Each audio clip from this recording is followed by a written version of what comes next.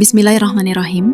Saudaraku, seharusnya kita selalu malu, rikuh, isin, dan selalu ngerumangsani kepada Allah Subhanahu wa Ta'ala, Zat yang Maha Agung yang telah menciptakan kita dari keadaan yang hina, lalu memuliakan kita dengan kehidupan, kesehatan, akal, keluarga, dan berbagai nikmat yang tidak akan mampu dihitung jumlahnya. Seharusnya kita malu ketika ibadah kita masih semaunya sendiri.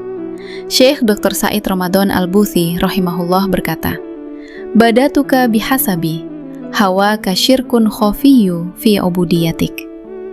Allahu lam yakhlukka litayishu kama tasha, bal litakuna abdan lima yasha.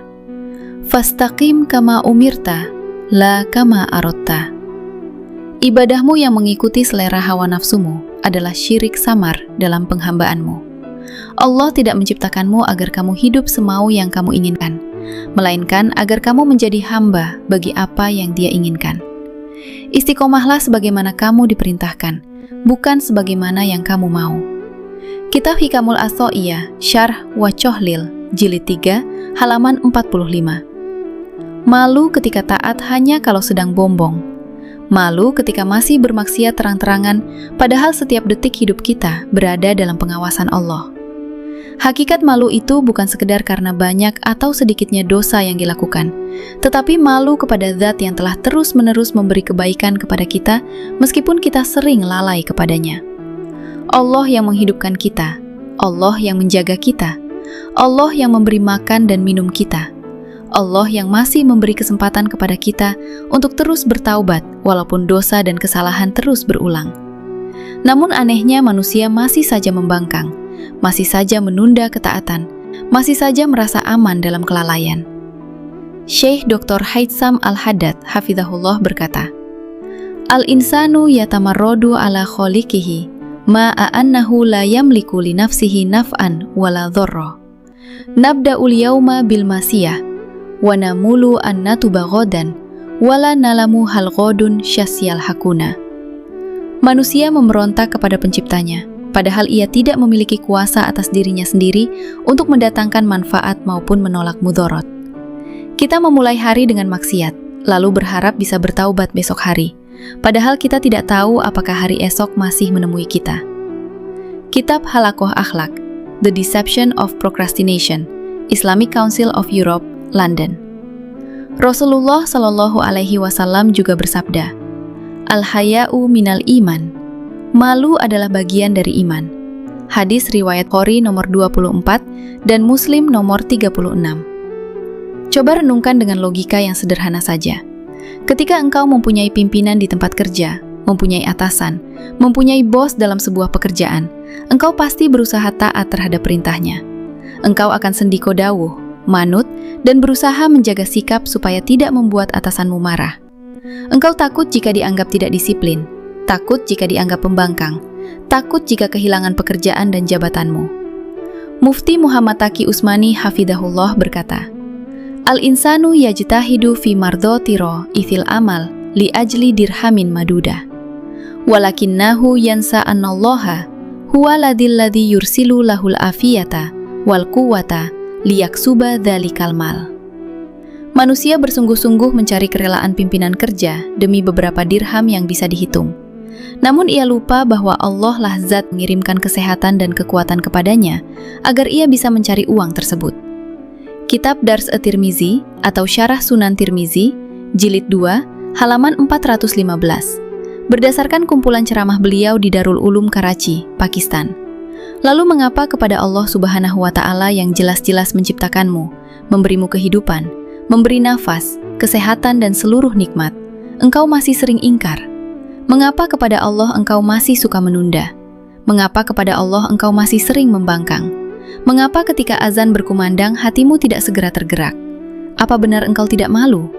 Ataukah urat malu itu sudah putus karena terlalu lama hidup dalam kelalaian? Al-Syeikh Abdul Qadir Al-Jilani rahimahullah berkata, "Idza nadakal muadzinu falam yataharrak qalbuka fada minal imani mada. Anta tasta'inu bini'amillahi ala masiyah fa aina urukul haya'i minka wa qad jaffat." Jika azan mengundangkan namamu, namun hatimu tidak tergerak, maka ketahuilah bahwa imanmu telah hilang sebagian. Engkau meminta bantuan dengan nikmat-nikmat Allah untuk melakukan maksiat. Lalu di mana urat-urat malumu berada ketika mereka telah mengering? Kitab Al-Fath Al-Rabbani wal Faith Ar-Rahmani, Jilid 1, halaman 176. Imam Ibnul Qayyim rahimahullah juga pernah berkata, "Man istahya minallah haqqa al-haya, lam yusir ala maksiyati." Barang siapa benar-benar memiliki rasa malu kepada Allah, maka dia tidak akan terus-menerus berada dalam kemaksiatan. Kitab Madarijus Salikin, Jilid 2, halaman 272. Renungkan pula bagaimana kasih sayang Allah kepada manusia yang sering tidak disadari. Ketika tidur malam, pernahkah kita secara rinci meminta kepada Allah supaya dijaga dari gangguan binatang melata, dijaga dari kematian mendadak, dijaga dari musibah ketika tidur? Faktanya, walaupun sering luput dari doa dan permintaan, Allah tetap menjaga kita sepanjang malam. Al-Hafidh Ibnu Rajab Al-Hanbali rahimahullah berkata, "Allahu yahfadul abda fi manamihi min syarril hawami wal afad, wa hadha minal hifdzil ladzi la yash'uru bihil insan. Fa idza staiqada fawajibun alaihi an yara fadla rabbih alaih." Allah menjaga hamba di dalam tidurnya dari keburukan binatang melata dan berbagai bahaya. Dan ini termasuk penjagaan yang tidak disadari oleh manusia. Maka ketika ia terbangun, wajib baginya untuk melihat besarnya karunia Tuhannya kepadanya. Kitab Lataif Al-Ma'arif fi Mali Mawasim Al-Am Minal Wadhaif, Jilid 1, halaman 198. Ketika bangun pagi, seringkali kita lupa bersyukur atas kesehatan, lupa meminta kebahagiaan, lupa memohon keselamatan. Tetapi Allah tetap memberi kita kesempatan hidup kembali. Bahkan, udara yang kita hirup gratis setiap detik tanpa pernah diminta bayaran. Jantung berdetak tanpa kita perintah. Mata masih bisa melihat tanpa kita mampu menciptakannya sendiri. Lalu apa yang sebenarnya membuat manusia begitu sombong sampai berani membangkang kepada Allah?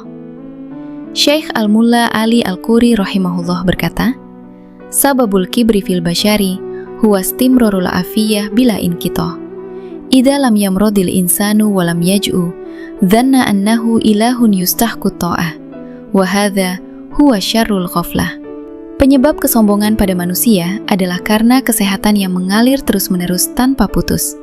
Jika manusia tidak pernah sakit dan tidak pernah lapar, ia mengira dirinya adalah Tuhan yang berhak dipatuhi, dan ini adalah buruk-buruknya kelalaian. Kitab Mirqat Al-Mafatih, Jilid 9, halaman 104. Yang lebih menyedihkan lagi, manusia tidak juga sadar bahwa Allah sebenarnya sama sekali tidak membutuhkan ibadah kita. Yang sangat butuh adalah manusia. Sekalipun seluruh manusia di muka bumi kufur dan ingkar, itu tidak akan mengurangi sedikit pun kemuliaan dan kekuasaan Allah. Ibadah dilakukan untuk keselamatan manusia itu sendiri. Salat itu kebutuhan manusia. Zikir itu kebutuhan hati manusia. Amal solih itu kebutuhan ruh manusia. Syekh Dr. Muhammad Said Ramadan Al-Buti rahimahullah berkata, "Innal insana huwa al-muhtaju ilal ibadati liyajida fiha shifa'a qalbihi wa gida'a ruhihi. Wallahu ghaniyun an alamina la tanfa'uhu ta'atun wa la tadurruhu ma'siyatun." Sesungguhnya manusialah yang membutuhkan ibadah agar ia menemukan obat bagi hatinya dan makanan bagi ruhnya. Sedangkan Allah maha kaya dari alam semesta. Ketaatan tidak memberinya manfaat dan kemaksiatan tidak membahayakannya. Kitab Darul Fikr, halaman 332. Tetapi mengapa masih banyak yang sholat subuh kerainan? Masih banyak yang mokel ketika puasa? Masih banyak yang enggan melangkah ke masjid untuk sholat berjamaah? Bahkan ada sebuah perkampungan yang ketika azan berkumandang, terasa seperti tidak berpenghuni. Imam Ibnu Hajar Al-Haytami rahimahullah berkata, "I'radu ahlil qaryati an jama'atil masjidi yujibu syumulal la'nati wal bala, li'annahum rodshu bitarki syiarillahil azam." Berpalingnya penduduk suatu kampung dari sholat berjamaah di masjid menyebabkan turunnya laknat dan bala secara merata, karena mereka telah ridho dengan ditinggalkannya syiar Allah yang paling agung.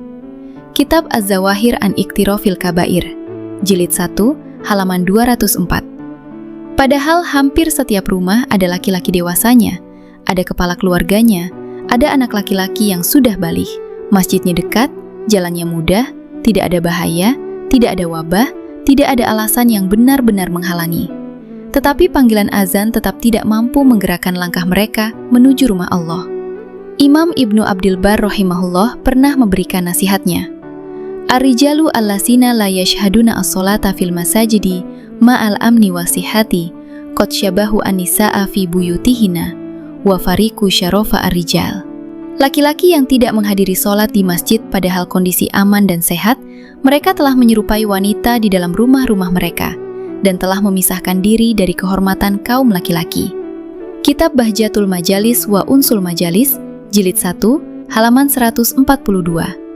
Hakikat masalahnya bukan karena tidak mampu, bukan karena tidak sempat, bukan karena terlalu sibuk, tetapi karena budaya ngemprah, dablongan, ndablek, memberengkunung, dan masa bodoh yang sudah mengakar terlalu kuat dalam kehidupan, sehingga panggilan azan setiap kali berkumandang di masjid tidak digubris sama sekali. Syekh Sholih Al-Fauzan hafizahullah berkata, "Man ta'awwada tarkal jamaah, qasa qalbuhu syai'an, fasyai'a hatta yushbihal masjidu ghoriban indahu." Orang yang terbiasa meninggalkan sholat berjamaah, hatinya akan keras sedikit demi sedikit, sampai akhirnya masjid terasa asing baginya. Kitab Al-Mulakhos Al-Fiqhi, Jilid 1, halaman 145.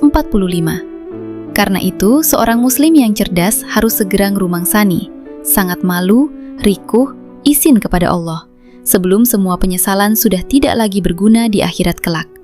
Wallahul musta'an.